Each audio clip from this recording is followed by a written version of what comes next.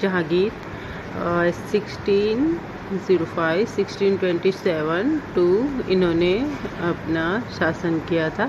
Military campaigns started by Akbar continued the Sisodias ruler of Mewar Amar Singh expected Mughal service less successful campaigns against the Sikhs. The Ahoms and Ahmednagar followed. Princess Kurkaram, the future empire's Shah Jahan, rebelled in the last years of his reigns. The efforts of Noor Jahan, Jahangir's wife, magnetizing him were unsuccessful. Shah Jahan 1627 to 1658 तक उन्होंने अपना शासन था उनका. Mughal campaigns continued in the Deccan under Shah Jahan. The Afghan noble Khan Jahan Lodi, he rebelled and was defected. Cambodians were launched against Ahmednagar. The Bundles were defected and Orcha seized in the northwest. The Cambodians to seize Balkan from the Uzbeks was unsuccessful and Kohar was lost to Safavids in 1632. Ahmednagar was finally annexed and the Bijapur focused studied for peace. In 1657 to 1658 there was conflict over successions among Shah Jahan's sons. Aurangzeb was victorious and his three brothers including Dara Shukun were killed. Shah Jahan was imprisoned for the rest of his life in Agra. Okay, next है Aurangzeb 1658 to 1707. In the northeast, the Ahoms were defected in 1663 but rebelled in 1680s to Campanians. In the northwest against the Yusufites and the Sikhs were temporarily successful. Mughal investment in the secessions and internal politics of the Rathore Rajputs and Mahar chieftain Shivaji were little successful, but Aurangzeb instead Shivaji was who expected from Agra, declared himself an independent king and resumed his campaigns against the Mughals. Agents Aurangzeb and Princess Akbar rebelled against Aurangzeb and received support from the Marathas and Deccan Sultan. He finally fell in Safavid Iran. After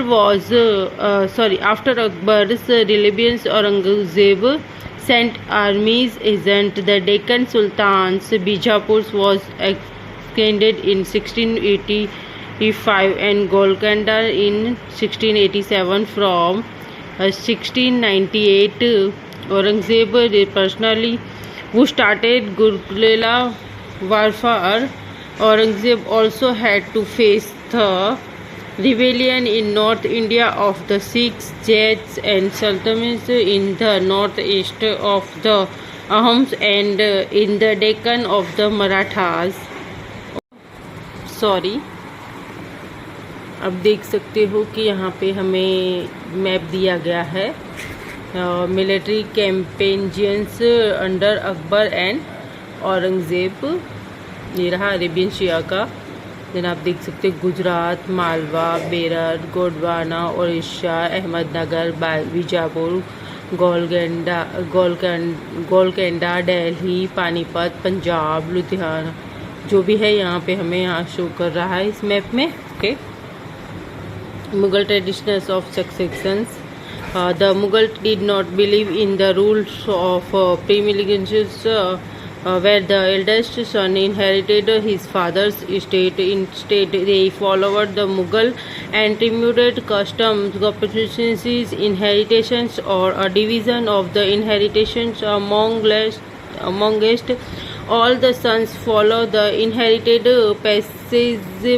passages in table 1 and not the events evidence for rebellions by Mughal princes, which do you think is a fair division of inheritance, premeditations of comparison in Mughal relation with other rulers? Take a look at table 1 and once again you will notice that the Mughal rulers can be gendered constantly against rulers who refused to accept their authorities, but as the Mughals become powerful, many other rulers also joined them voluntarily. The Rajputs are a good example of this. Many of them married their daughters into Mughal families and received high position, but many restated as well.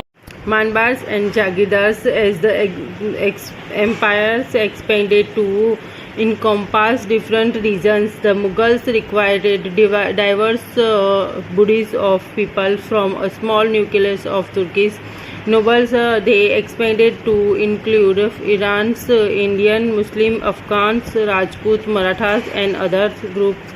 Those who joined Mughal service were enrolled as Manbars. The term Manbars refers to an individual who holds a mansab,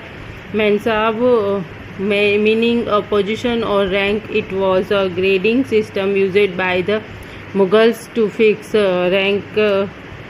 rank, salary, and military responsibilities. Rank and salary were determined by the numerical value called Zat. Position in court and the largage his salary. The Manasbar's military responsibilities required him to maintain a specific number of sawars and cavalrymen. The Manasbars bought his cavalrymen for reviews, got them registered for their horse branded, and then received money to pay them as salary.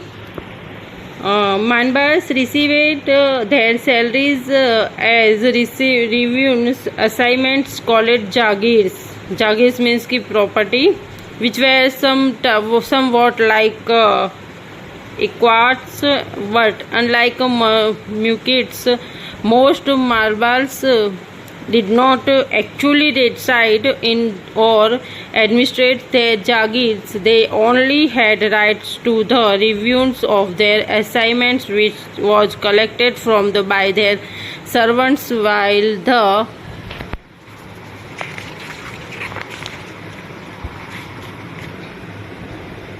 Malbars themselves served in some other part of the country. In Akbar's regions, these Jagirs were carefully assigned so that their revenues were roughly equal to the salary of the Manbars. आप देख सकते हो मानबार्स जो हैं वो यहाँ पे वो सिर्फ सर्वेड हैं, मतलब एक नौकर है, वो सिर्फ प्रॉपर्टी को जागीर्स को देख रहे हैं, वो पर्सनली वो उनकी प्रॉपर्टी के हकदार नहीं होते हैं. By Aurangzeb region, this was no longer case, and the actual revenues collected was often less than the guaranteed sum. There was a hug interest in the number of Manbars, which meant a long wait for they received Jagirs, and other factors created a shortage in the numbers of Jagirs. As a result, many Jagirs tried to extract as much revenue as possible while they had Jagirs. Aurangzeb was unable to control these developments in the last years of his reign, and the peasantry therefore suffered tremendously. जाबत and zamindars, आप देख सकते हो यहाँ पे pictures में, ये हैं जाबत जो, और जो ये ज़मींदार हैं, ज़मींदार जो होते हैं वो इन लोगों से काम लेते हैं, ये इनके अंडर में काम करते हैं. The main source of income available to Mughal rulers was tax on the produce of peasantry. In the most palace, peasants paid tax through the rural legislature. आप देख सकते हो कि इनको टैक्स दिया जाता है, ज़मीन के मेन जो सोर्स होती है इनकी इनकम की वो यही होती है. The Mughals used it on term zamindars to describe at immediately whether they were local headmen of villages or powerful chieftains.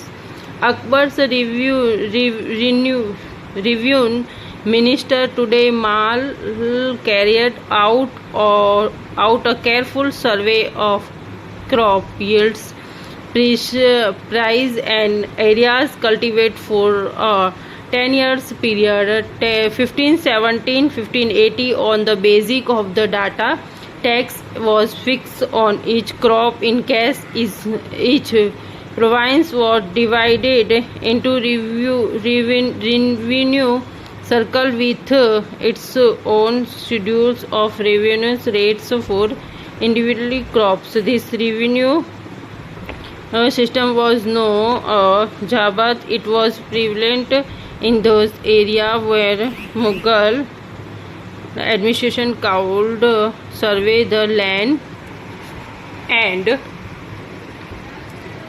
keep very careful accounts. This was not possible in provinces such as Gujarat and Bengal. In some areas, the zamindars exercised a great deal of power. The exploitations by Mughal administrations could drive them to rebellion. Sometimes zamindars and peasants of the same caste allied in rebellion against Mughal authority. These peasant revolts changed the stability of the Mughal Empire from the end of the 7th century.